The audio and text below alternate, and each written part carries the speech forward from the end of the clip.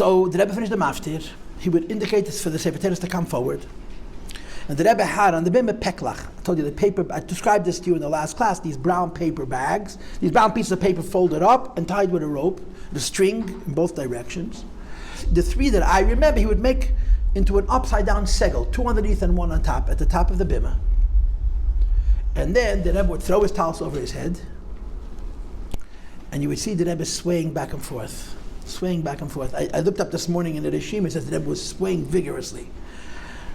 The Rebbe was not swaying vigorously. He was swaying like this. This is vigorous. The Rebbe didn't move a lot, so this was considered a lot. The Rebbe was swaying back and forth. So the whole talis like a tent.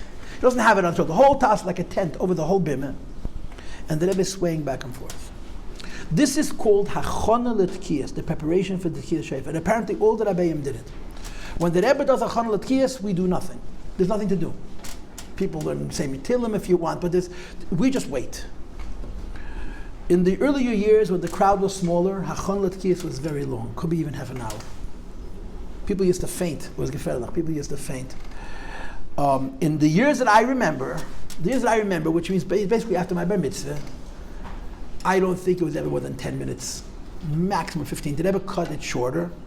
And people will tell you as if people understand, but the Rebbe was very sensitive to the fact that there were so many people, there was so much pushing, and people were fainting, and the Rebbe curtailed, the Rebbe cut himself back because the Rebbe was sensitive to the crowd. It is a fact, it's a fact, that all the Rebbeim were sensitive to the fact that there were people around them, even though the Rebbe was doing the holiest of things, and the people around him were one step lower than the holiest of things. The Rebbe was very, very sensitive to the crowd. I mean, one of the best examples for this is the Rebbe never, ever finished Yom Kippur 1 minute late. Never. We finished on time.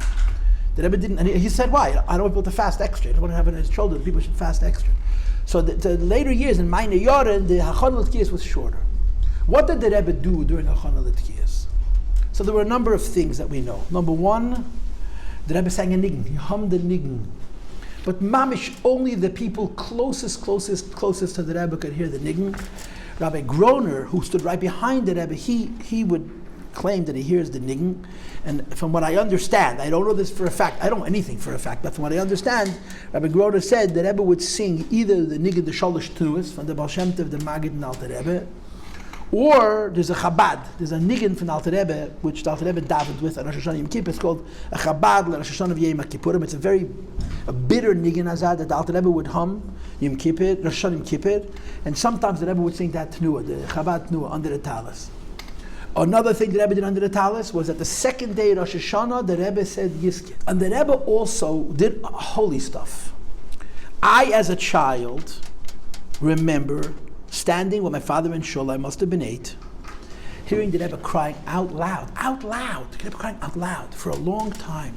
It may have been the year of the Yom Kippur War. The Yom Kippur War started Yom Kippur, Rosh Hashanah was 10 days before. But I was a little kid and I knew that boys don't cry. The whole class picks on you, not allowed to cry. And here the Rebbe was crying in front of everybody. He wasn't even ashamed. I remember feeling embarrassed for the Rebbe. How come the Rebbe is not ashamed that he's crying? That's how much seichel I had. But I heard the Rebbe cry often called, but not every year.